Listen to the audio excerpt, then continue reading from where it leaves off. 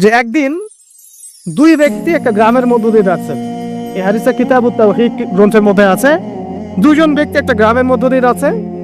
সেই গ্রামের মানুষরা মূর্তি পূজারী।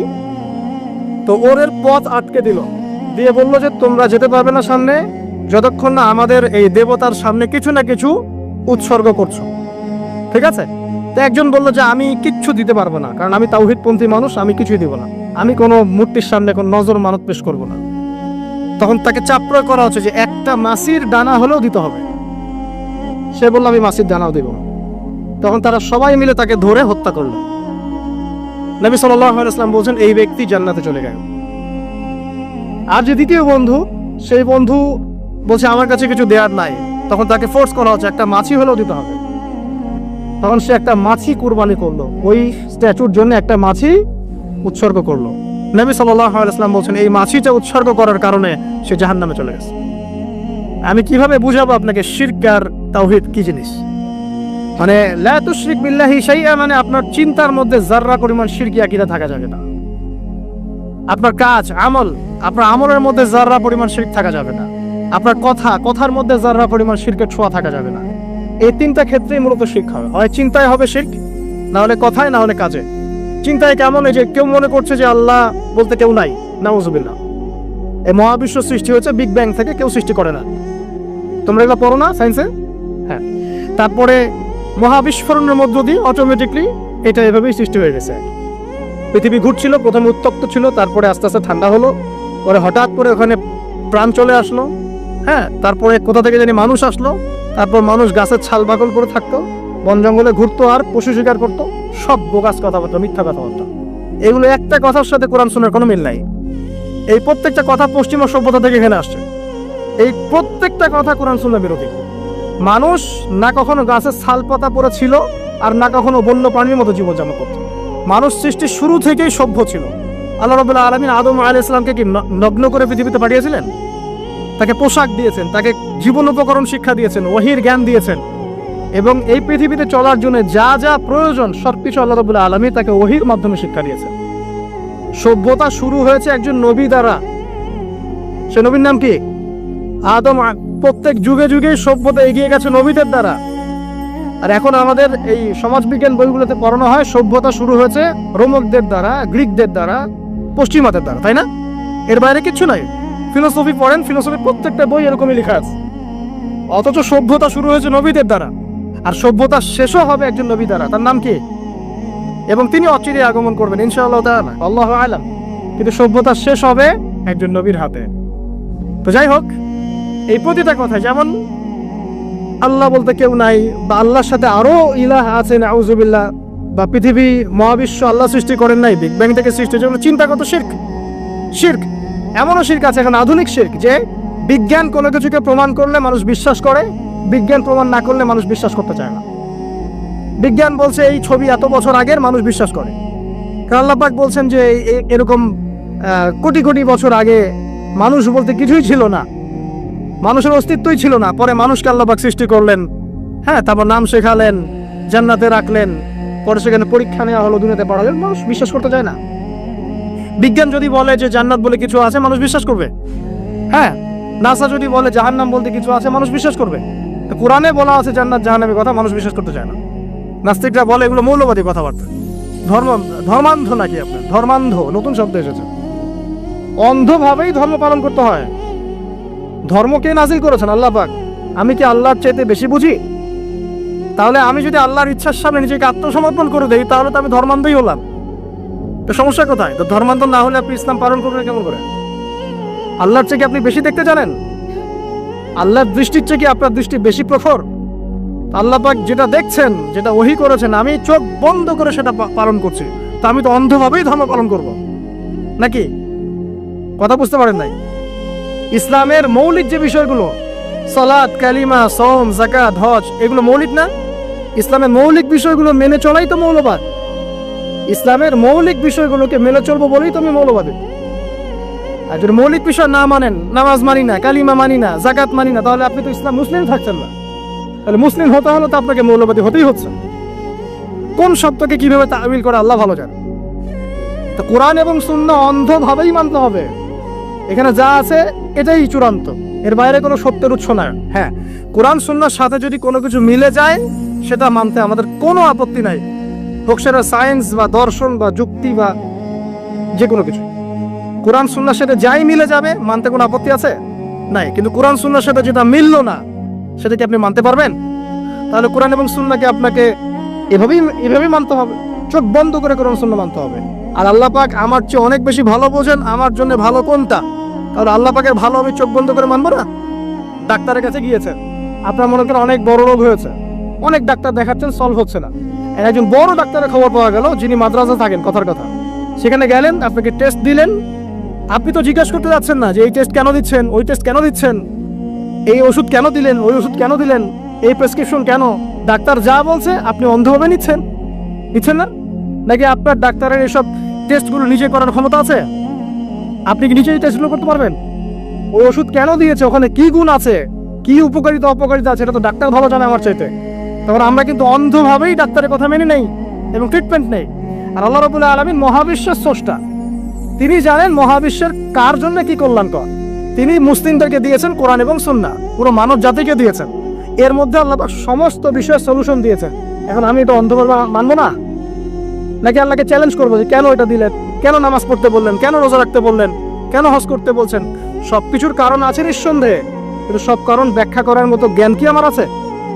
আমার জ্ঞান কি আল্লাহর চেয়ে অসীম? না, আল্লাহ পাকের জ্ঞান অসীম। তাহলে আল্লাহ পাকের জ্ঞান যেহেতু অসীম, এই অসীম জ্ঞানের অধিকারী একজন সত্তার কাছে আত্মসমর্পণ করবো, এটাই তো ইসলাম, এটাই তো মৌলবাদ, এটাই তো অন্ধত্ব। তাহলে এই সব শব্দগুলো দিয়ে মুসলিমদেরকে ডমিনেট করার কোনো মানে হয় না। এবং এই শব্দগুলোর অপপ্রয়োগটা চেঞ্জ করতে হবে। এটা হচ্ছে মিডিয়ার মধ্য দিয়ে একটা ইসলামপন্থীদের এগেইনস্টে আদর্শিক একটা আঘাত। এইসব শব্দগুলো যারা উচ্চারণ করছে ওরা শিরক করছে।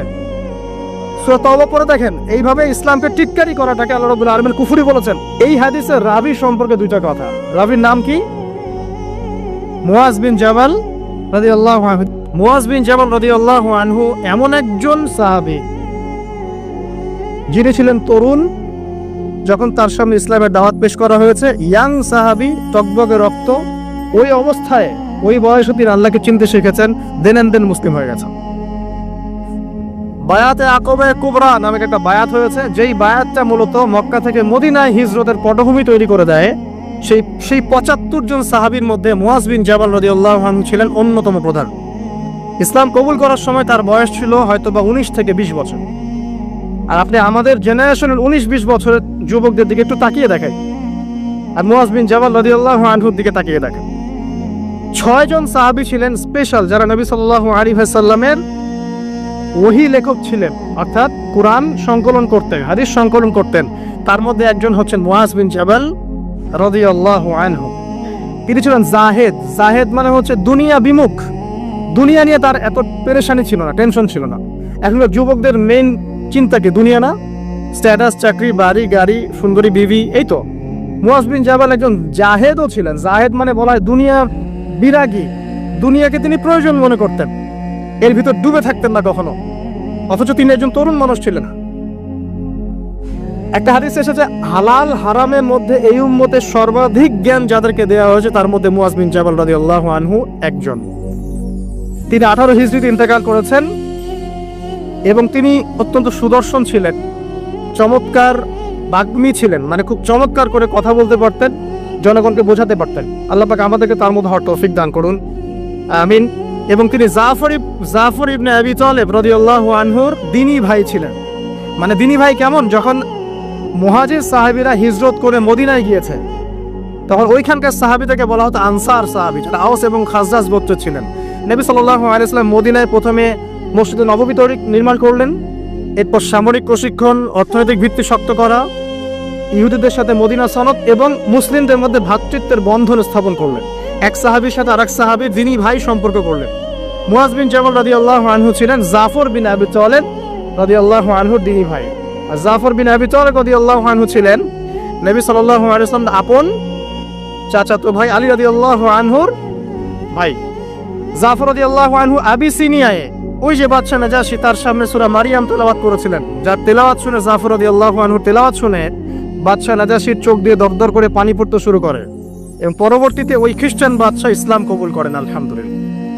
আর জাফর রাদিয়াল্লাহু আনহুকে বলা হয় কি দুই ডানাওয়ালা বলা হয় এই কারণে, জাফর রাদিয়াল্লাহু আনহু মোতার যুদ্ধে শহীদ হয়েছেন। মোতার যুদ্ধটা ছিল রোমানদের সাথে, মুসলিমদের মাত্র 3000 সৈন্য, আর মোতার যুদ্ধে কুফারদের রোমকদের 2 লক্ষ সৈন্য। এটা কি যুদ্ধ হয়? কোনোভাবে সম্ভব? ওই যুদ্ধে নবী সাল্লাল্লাহু আলাইহি ওয়াসাল্লাম 3 জনকে সেনাপতি করেছেন, যে আব্দুল্লাহ বিন রওয়াহা যদি ইন্তেকাল করে যায়েদ ইবনে হারেসা যদি ইন্তেকাল করে তাহলে জাফর ইবনে আবি তালেব যদি ইন্তেকাল করে বা শহীদ হয় তাহলে তোমরা তোমাদের মধ্য থেকে একজনকে আমির বানিয়ে নিও, একজনকে নেতা বানিয়ে নিও। তো 3 জনই আলহামদুলিল্লাহ এই যুদ্ধে শহীদ হন এবং জাফর রাদিয়াল্লাহু আনহুর 2 হাত কেটে পড়ে যায়। প্রথমে তার 1 হাত কেটে যায় ডান হাত, তিনি বাম হাত দিয়ে যুদ্ধ করতে থাকেন। বাম হাত কেটে পড়ে যায়, তখন তিনি এই ডানা এই বাহু দিয়ে পতাকাতে বুকের মধ্যে আগলে রেখেছিলেন।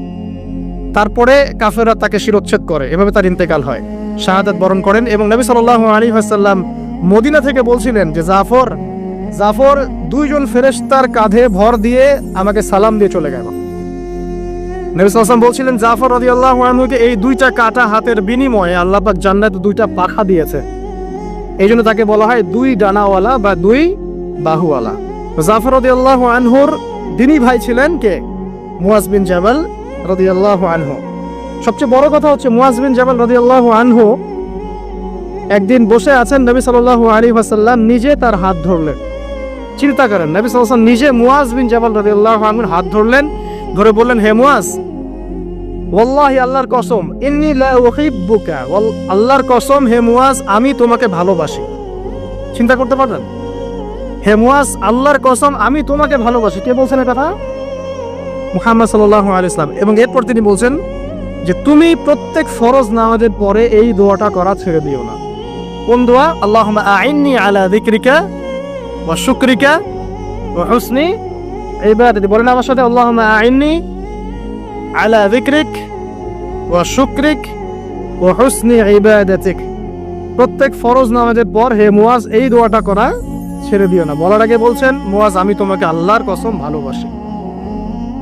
মুয়াজ বিন জাবাল রাদিয়াল্লাহু আনহু সেই সাহাবী যাকে নবী সাল্লাল্লাহু আলাইহি ওয়াসাল্লাম তার গাধার পিঠে বসিয়েছেন, সেই পিঠে বসিয়ে তিনি যাচ্ছেন, মাঝখানে কিছু কথাবার্তা বলছেন। যখনই বলছেন হে মুয়াজ, মুয়াজ বিন জাবাল বলছেন লাব্বাইক ওয়া সাআদাক ইয়া নবী আল্লাহ, হে আল্লাহর রাসূল আমি উপস্থিত, আমার পিতামাতা আপনার জন্য কুরবান হোক, বলুন। 3 বার বলার পর নবী সাল্লাল্লাহু আলাইহি ওয়াসাল্লাম বলছেন, হে মুয়াজ শুনে রাখো, তুমি কি জানো, হাল তাদরি, তুমি কি জানো মা হাক্কুল্লাহি আলা ইবাদিহি ওয়া মা হাক্কুল ইবাদি আলা আল্লাহ, তুমি কি জানো যে আল্লাহর প্রতি বান্দার কি হক আছে আর বান্দার প্রতি আল্লাহর কি হক আছে? মুয়াজ বিন জাবাল রাদিয়াল্লাহু আনহু বলছেন, আল্লাহু ওয়া রাসূলুহু আ'লাম, আল্লাহ এবং তার রাসূল ভালো জানেন।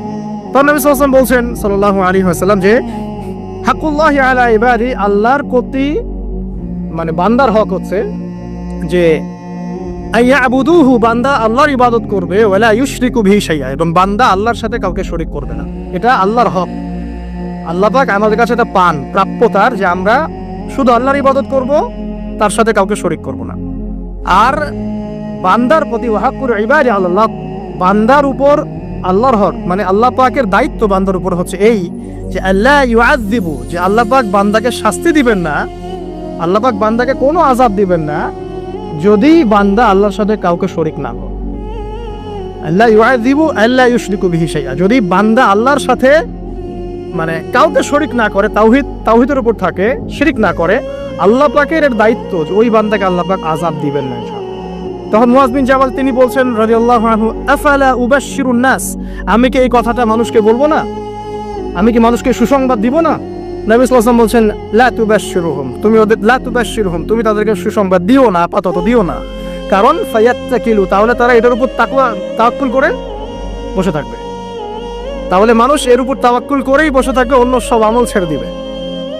মুয়াজ বিন জাবাল রাদিয়াল্লাহু আনহু সেই সাহাবী যিনি শেষ মুহূর্তে এই হাদিসটা বলেছেন যে যার শেষ কালিমা হবে লা ইলাহা ইল্লাল্লাহ, সে ব্যক্তি জান্নাতে যাবে ইনশাআল্লাহ। তো এই হাদিসটা যদি মানুষ শুনে তখন তো মানুষ আমল ছেড়ে দিবে, তাই না? এই জন্য নবীজি বলছেন যে এখন সুসংবাদ দিও না, মানুষকে আমল করতে দাও। কিন্তু আল্লাহর এটা হক যে বান্দা যদি শিরক না করে আল্লাহর সাথে, আল্লাহ পাক তাকে মাফ করে দিবেন ইনশাআল্লাহ, তাকে আযাব দিবেন না ইনশাআল্লাহ তাআলা। মুয়াজ বিন জাবাল রাদিয়াল্লাহু আনহু সেই সাহাবী যাকে ইয়েমেনের শাসনকর্তা হিসেবে নবী সাল্লাল্লাহু আলাইহি ওয়াসাল্লাম পাঠিয়েছেন। এখানে তিনি একটা কথা বলেছিলেন যে হে মুয়াজ, তুমি ইয়েমেনে যাচ্ছ সেখানকার শাসনকর্তা হিসেবে, একটা কথা মনে রেখো, দেখেন কি নসিহতটা করছেন, একটা কথা মনে রাখো, এই নসিহতটা প্রত্যেক পলিটিশিয়ানের জন্য। আল্লাহ পাক যাকেই ইকোনমিক সেক্টর হোক, পলিটিক্যাল সেক্টর হোক, সোশ্যাল সেক্টর, যেখানে আল্লাহ পাক দায়িত্ব দিয়েছেন বা ক্ষমতা দিয়েছেন, তাদের সবার জন্য এই নসিহত। কি নসিহত? নবীজি বলছেন, হে মুআজ, তুমি ইয়েমেনের গভর্নর হচ্ছ, ঠিক আছে, তবে ইত্তাকি দাওয়াতুল মাজলুম, তুমি মজলুমের দোয়া থেকে বেঁচে থাকবে। মাজলুম কাকে বলে? যার উপরে জুলুম করা হচ্ছে, যার উপর জুলুম করা হচ্ছে, এই মাজলুমদের দোয়া থেকে তুমি বেঁচে থেকো। কারণ লাইসা বাইনাহা ওয়া বাইনাল্লাহি হিজাব, কারণ ওই মাজলুমের দোয়া আর আল্লাহ পাকের মাঝে কোনো পর্দা নাই। কথা কি বুঝতে পারছেন? মাজলুমের দোয়া আর আল্লাহ পাকের মাঝখানে কোনো পর্দা নাই। যদি আপনি কারোর প্রতি জুলুম করেন আর সে যদি হাত তুলে বলে, আল্লাহ অমুক নেতা আমার উপর জুলুম করেছে, আপনি শেষ। আপনি নিজে ধ্বংস হবেন, ধ্বংসিত হন। মানে আপনি যদি কারোর প্রতি জুলুম করে ফেলেন আপনার ক্ষমতার বলে, এবং সে যদি আল্লাহর কাছে অভিযোগ পেশ করে, আপনি শেষ, ধরা। কারণ এই মাজলুমের দোয়া আর আল্লাহর মাঝখানে কোনো পর্দা নেই। এই জন্য ওমর রাদিয়াল্লাহু আনহু মতো জালিল কদর সাহাবী, যিনি খুলাফায়ে রাশিদিনের অন্যতম, তিনি পর্যন্ত আলী রাদিয়াল্লাহু আনহুকে বলছিলেন, একদিন ওমর রাদিয়াল্লাহু আনহু তার উটের যে ময়লাগুলো আছে এগুলো পরিষ্কার করছেন, অ্যাজ এ প্রেসিডেন্ট তিনি উটের ময়লা পরিষ্কার করছেন। তখন আলী রাদিয়াল্লাহু আনহু দেখে বলছেন, ইয়া আমিরুল মুমিনিন, আপনি পরবর্তী খলিফাদের জন্য কত কঠিন দায়িত্ব ছেড়ে যাচ্ছেন। তখন তিনি বলছেন যে, হে ইয়া আবুল হাসান ওয়ালা তালুমুনি, হে আবুল হাসান, আমাকে তুমি এভাবে বেশি প্রশংসা করে আমাকে ধ্বংস করো না। কারণ আমি ভয় করি যে ইরাকের ফোরাত নদীর কিনারায় যদি কোনো মেষপালক বা ছাগলের বাচ্চা পর্যন্ত না খেয়ে মারা যায়, আমি ভয় করি আল্লাহ পাক সেজন্য আমাকে জবাবদিহি করারো।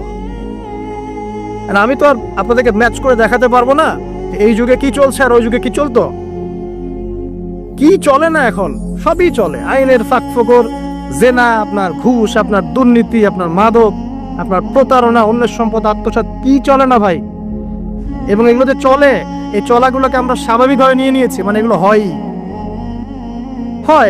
ঘুষ দিতে হয়, দুর্নীতি করতে হয়, ওকে 10 টাকা খাওয়াতে হয়, তাকে 5 টাকা, তাকে 2 টাকা, এটা কমন ট্রেন্ড আমাদের কাছে। শুধু একটা মৃত্যু বাকি আছে, খালি কবরে যান, দেখবেন একটা দিনের হিসাব কেমন করে দেওয়া লাগে, এক একটা মাজলুমের কান্নার হিসাব কেমন করে দেওয়া লাগে। আবু যর রাদিয়াল্লাহু আনহু এই জন্য বলতেন যে, আমি দায়িত্ব থেকে ভয় পাই, আমি ভয় পাই যে কেউ আমাকে দায়িত্ব দিবে। কারণ নবীজি আমাকে বলেছেন, যদি তোমাকে 2 জন ব্যক্তির দায়িত্ব দেওয়া হয় তাহলে তোমাকে ছুরিবিহীন জবাই করে দেওয়া হয়েছে। আর আমরা এখন দায়িত্ব নেওয়ার জন্য মুখিয়ে থাকি, আমাকে দেন, আমি ভালো, ও খারাপ, আমি ভালো। দায়িত্বর যখন হিসেব বুঝিয়ে দেওয়া লাগবে আল্লাহর কাছে, তখন আপনি কান্না করতে করতে শেষ হয়ে যাবে। বিশ্বাস হচ্ছে না?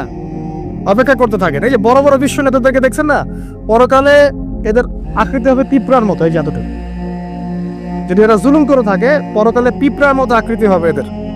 অন্ধকার ছেয়ে থাকবে এদের উপরে, পুলসিরাতে আটকা পড়ে থাকবে। যত মানুষের হক নষ্ট করেছে সবাই এর দিকে আঙ্গুল তুলে থাকবে, আমার এই করেছে, আমার সেই করেছে, আমার এই দেয়নি, আমার সেই দেয়নি। দেখেন, এটা বাস্তব দেখবেন চোখ দিয়ে ইনশাআল্লাহ। যাই হোক, আমি ওদিকে যাচ্ছি না, শুধু এতটুকু বলবো, প্রত্যেক পলিটিশিয়ানের জন্য একটা নসিহত, যেটা মুআজ বিন জাবাল রাদিয়াল্লাহু আনহুকে নবীজি করেছেন। হে মুআজ, ইয়েমেনের গভর্নর হচ্ছে হও, তোমাকে শাসন কার্য দেয়া হয়েছে, আলহামদুলিল্লাহ, তবে ইত্তাকি দাওয়াতাল মাজলুম, মাজলুমের দোয়া থেকে বেঁচে থাকো। কারণ ফালাইসা বাইনাহা ওয়া বাইনাল্লাহি হিজাব, কারণ মাজলুমের দোয়া আর আল্লাহর মাঝখানে কোনো পর্দা থাকে না। ব্যাস একটা নসিহত আপনার জন্য যথেষ্ট। এবার সামনে আসেন, মুআজ বিন জাবাল রাদিয়াল্লাহু আনহু সেই সাহাবী যিনি আরেকটা বিখ্যাত হাদিস বর্ণনা করেছেন। এটা বলে শেষ, অন্যদিকে যাচ্ছি।